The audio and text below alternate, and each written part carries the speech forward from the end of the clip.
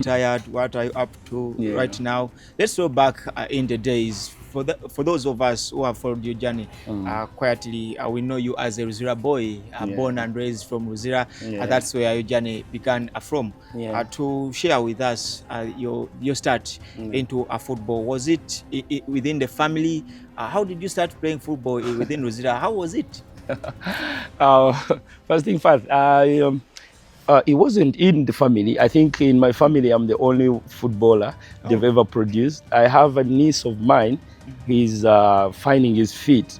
But honestly speaking, family is not a sporty family. And I was surprised to come out.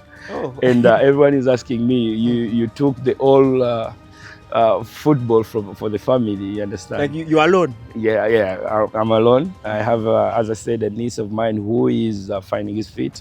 But yes, growing up in Ruzira, I should say, is one of the memorable things I would always carry with myself, because this is a place that gave me my first feel, my first love, you know. Your first introduction to football. Yeah, exactly. Yeah. But besides even the football, there is what we call like people appreciating you.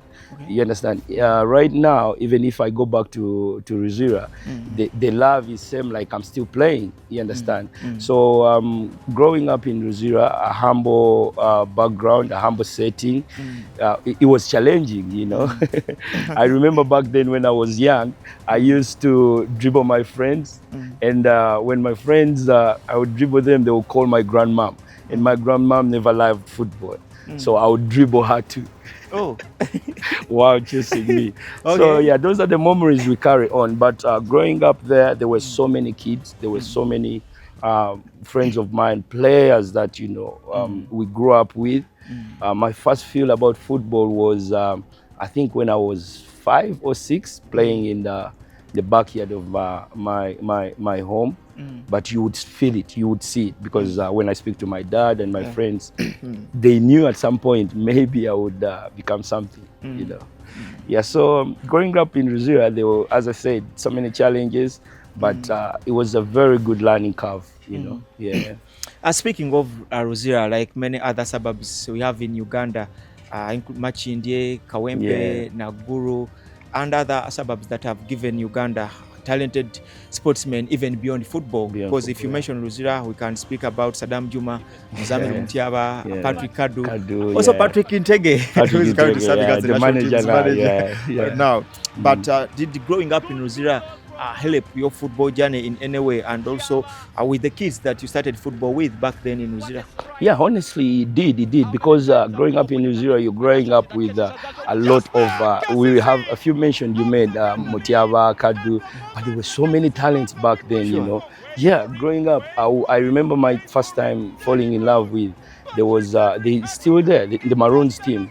They had some of the best players I've ever seen. In my playing career, and I was surprised they never even fulfilled their potential. They were in the same age with yours? No. They were slightly above. Yeah, they were playing for the first team, and I was a ball boy. So that's when I fell in love with the game. So like growing up, any of those? I remember most of them. One is Coach Molebieko. So yes, there is Asumani. There was one who was called, we called him Di Maria. He played for Butabika, then he also played for Maroons, and he played for Masaka LC. So growing up seeing these guys playing, it was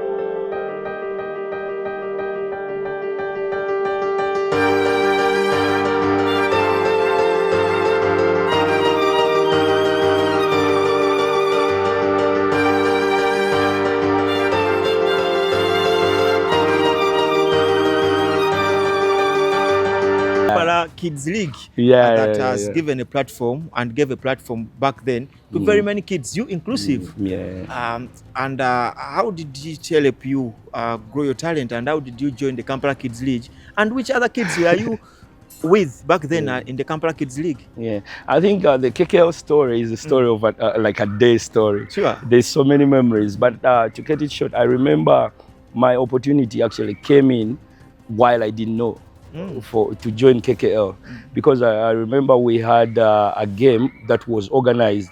There was a Maroons young team had to play with the KKL, but unfortunately the team had traveled to Jinja, and they got issues in Jinja, so they couldn't come back in time to find the game.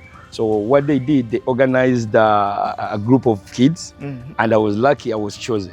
Okay, among the kids. Among the kids. And I got to represent Maroons. That Exactly, was absent. yeah. And it was I remember it was U13, and by then I was U11. I was still young. But the coach back then was like, no, I want him to be part of the team. So I got the opportunity. KKL came in, we played. Unfortunately, we lost with a big margin. I think it was 4 or 5 goals to 1. And guess who scored the 1 goal? Sadam. So from there, Eddie Utindo, the coach Eddie Utindo, Yeah. you know, like picked me, and my dad was there. So he got in to know my dad, he met him. And from nowhere, I joined KKL. They told me the next weekend, you need to be in training. Okay. And I didn't know about town, because I was a boy born in Ruzira. It's rare for us to be in town. So I remember there's a player or a friend of mine called Kudu Selasu. But back then he was in KKL already. So they told him. You found them there? Yeah, because for them slightly, they were age higher. Okay. They were in the U13, and they had the U11. So when coach spotted me, he wanted to take me to the U11. So when we went to the when I joined the U11, I met players